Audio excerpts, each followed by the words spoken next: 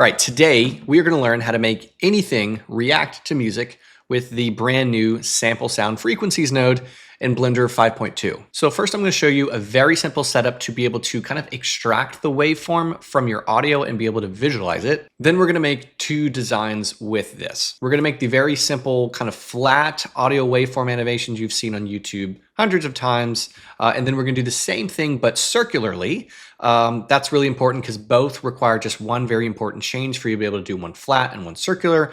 Lots of people want to do it circular, lots of people want to do it flat. So we are going to learn how to do that. Then I'm going to show you how to take that music information, send it to the shading, and actually be able to visualize the waveform in your shader editor. It might sound daunting, but it's pretty simple. And this also won't be the last time I use this node on this channel. I'll be making some more fully designed creative application of this. Today, we're just going to learn how to use it in very simple application.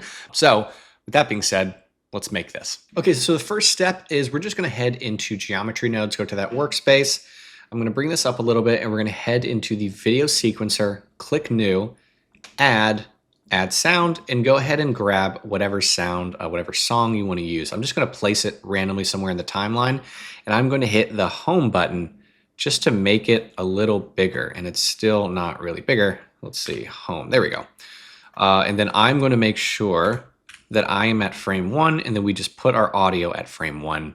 Now for me, I don't want to hear the song. It's not really important for the tutorial, but the audio is now imported. I'm just going to hit H and mute the audio, but it will still be perfectly usable here in geometry nodes. So we now have this. Let's go ahead, and then here in the viewport, I'm going to just throw a piece of geometry into the scene. I usually just pick a plane.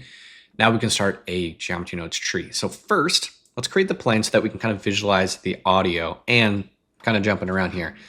I'm gonna give myself like 5,000 frames. I just want to be able to scrub through the whole song. Okay, so I'm gonna delete the input and let's go ahead and import a grid. Just like that. We're gonna scale it to be 10 by 10 and plug it into the output. I'm gonna give myself maybe 100 vertices. So we're going to be able to look at the audio right here. So let's set up the sample sound node. So I'm going to hit Shift A, search up sound, sample sound frequencies. We need to set up, essentially it's like texture coordinate. We'll compare it to that. And so in this case, I want to be able to apply this as like a bump map. So we're going to use a position. Now there's going to be, for the flat animation, we're going to use the position node. And then for the circular animation, we're going to use the index because it's a little bit more complicated. But right now, let's use the position node. And then I'm going to get a separate XYZ to define which direction the audio is going to be mapped, because it is a flat, do we call it a float? But it's not a 3D thing. It's a flat 2D image, essentially. So we need to be able to define where it's going to be. So what I need to do now is get a map range. So let's go ahead and get a map range, and we'll plug whatever axis. I'm gonna pick Y, and this is what's going to be the thing that actually stretches out and lets us view the waveform. Now, before we can do that, we need to go right here on the sample sound frequencies node, drop down and grab your audio, and then you need to get a scene time node and plug seconds into time so that we don't have to keyframe that. When we press play on our timeline, he is essentially going to also press play. So now we have this. We have low and our high. So let's look at this, and we are going to be able to use this exact setup on the circular one and here on the flat one. So what we need to do, this min and this max is going to be your high and your low end. So what I'm going to do here is I'm going to give my 2 max 15,000. That's going to be in hertz. That's kind of some nerdy stuff, but based on my like nerdy audio stuff that I don't know anything about, 15,000 hertz, and then we'll do 20 on the low end. These are going to be things that stretch out the audio. So last thing I need to do is get a math node for our high end. We're going to plug the map range into that and just give it a boost of 100. We'll plug that into the high, and we'll plug the map range into the low. There we go. Everything is now set up. So what I want to do now is visualize what we're looking at so I know how to make changes here. So what I'm going to do is I'm going to get a viewer node. I'm going to plug the grid into the viewer. I'm going to hit this computer icon and then plug the amplitude into that. Now when I press play, we can see something happening. I'm going to go to the more intense portion of the song. Notice this is basically a single value that is outputting, that's changing a lot. But if you zoom in here, we can see a lot of other values moving around. So that's where a lot of the high end of the audio is. This is all low end.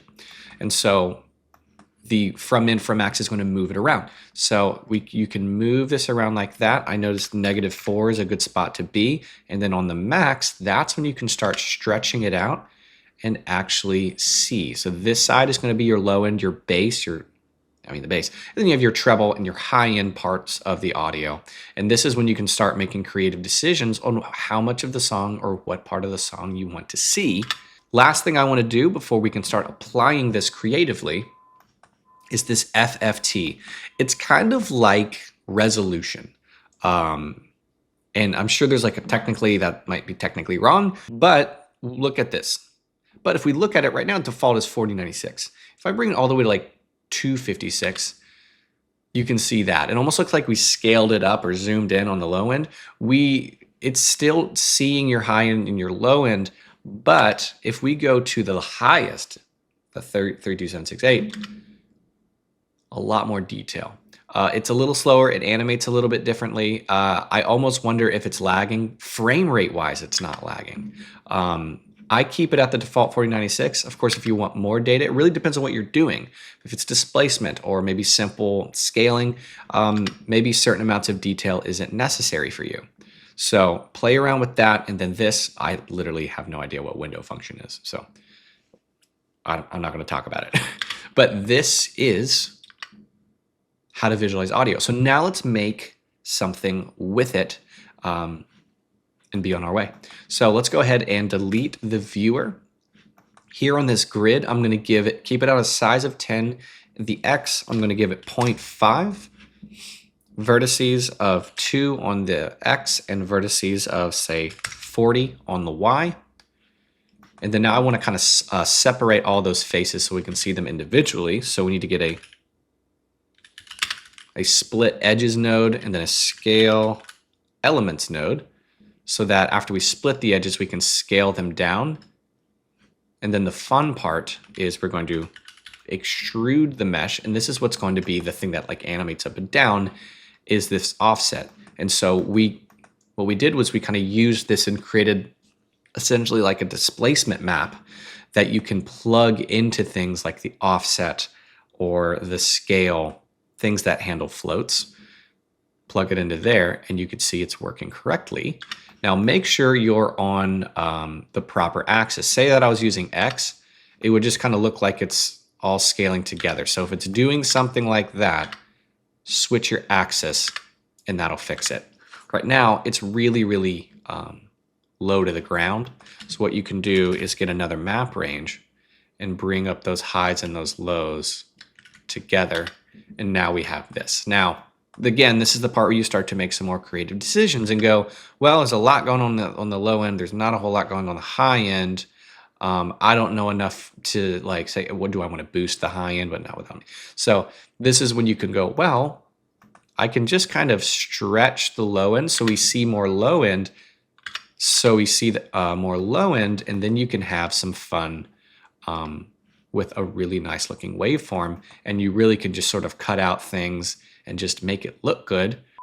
Also, really quick, I'm in the middle of editing this video, and I realized my 2 minimum at 20 is incredibly, incredibly low. So when I boosted it up to like 800 and then got to look at the full waveform, you get a lot more scale in the lower end, but when it was just set to 20, this was super huge and this was really small and it looked bad. So if you get your 2 minimum close to the 2 maximum, the high and the low aren't going to be competing visually. You can actually see an even distribution of the two of them, and then you can actually get to see the whole waveform and all of the fun that can go with it. So ignore the 20, keep it at 15,000, and just kind of play with your minimum, how high you want that to be. Again, I don't know much about audio. I know about visuals, but this is a really great looking waveform. Last thing we can do from a creative standpoint is to get the wonderful new mesh bevel node and then bring that bevel down a little bit, and then bring up your segments. And then now we have a really good looking waveform. So what I'm gonna do, I'm gonna save this here. So I'm just gonna slice that off. That's plugged into the offset, and then slice this. I'm gonna move this up, and we're gonna use it later to visualize the sound in the shader editor. But next, we're gonna reuse this, but make a circular waveform. So let's get we're gonna use a cylinder for this. I'm gonna plug my cylinder into here. I'm gonna go ahead and say, I do not want any fill. So now we have that. I'm gonna bring my radius up a little bit, bring my depth down. I'm gonna get my vertices up a little bit higher, something like that. And then we're gonna do the same exact thing. We're gonna split edges. We're gonna split the edges. We're gonna scale the elements, scale them down, and then extrude the mesh, just like that. So now we have this that we can animate. Let's talk about the index. So for right now we're using position. And so I guess we'll call it like mapping of this texture that we're creating from audio doesn't really care too much about where the faces are located. It's mapping it in a different way. If you want to know, if you don't know about the index, essentially, let's say we hypothetically start here. Every one of these faces that we've now extruded, especially before we extrude it, has an index. Starts at 0, 1, 2, 3, 4, 5, 6. It's in chronological order.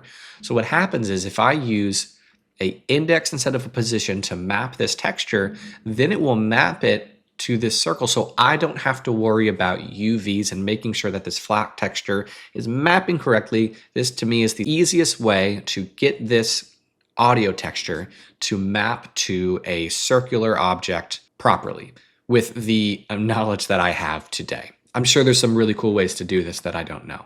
So what I'll do is I will just get a index node, plug it in here, and then now I will just plug this map range result right into the offset, and then now we have that. So this is when we can start doing some stuff. So I'm gonna bring my max up, even bring my minimum up a little bit, and then we can kind of look at this. I'll go, okay, well, I wanna see more of the low end over here. So again, we can do that same thing where we can kind of stretch this out and get a more satisfying waveform animation. And this is now circular, and you can do the same thing. You can bevel it, you can apply materials to it, you can just make it glow if you want. There's a lot of really interesting things that can be done here, and it's now circular. This is like a popular style you'd see on YouTube quite a bit. But now you can do it flat, you can do it circular, you know how to do it. Last thing I wanna show you is how to actually visualize this audio in the shading. So what I'll do is I'll delete this circular situation that I created, bring this back down, plug this into the geometry, and then I'm just gonna go ahead, move this back, plug my position into the separate, and then plug my map range into the extrude mesh, and then bring that map range information back. There we go, something like this. Okay. So let's go ahead and look at using the shading. So again, if you want to follow along here, get this position plugged back into separate XYZ, basically the old system that we had with this flat one. So how do you visualize the audio? So what you'll do is use an attribute. So we'll get a store named attribute. I'm gonna just name it S for sound, and I want it to do it to the faces, which means I actually don't want to do it.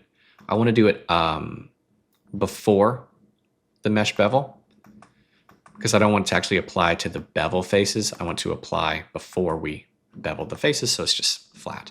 And then we'll plug the map range into the value. So now we have that plugging into that. Let's go ahead and get a set material node down over here. We'll get a new material, and we'll just get an emission, and we'll plug it right into here. So let's head into shading. Now we can view this. So we have an attribute. So we need to get an attribute node in the shading. Its name is S, and we can plug factor into color. And then if you want, you can go ahead and get a color ramp. If you plug a color ramp into this, you can start to kind of edit how this looks with the color. You can give it like a blue here, and then over here, maybe we can go with like something like that. And then now you can get a mix of color when audio is moving around and you have your differences in amplitude. So it's really cool. It's very fun. You can make this glow. You can add some noise. I mean, I'll have a lot more tutorials on this in the future. So this is not the last time we'll be able to make something really cool with this, but hopefully you got something out of it. So there you go. That is a mildly long-winded description on how to use this node. The possibilities are much larger. There's a lot more to do with this. There are maybe 1 or 2 videos on YouTube about this now. There aren't a whole lot of videos yet. So I wanted to put out a video for you guys here in my channel if you want to get a baseline of how to use it before we start using it really creatively. So with that being said, hopefully you enjoyed it. Hopefully you got something out of it, and I'll see you in the next tutorial.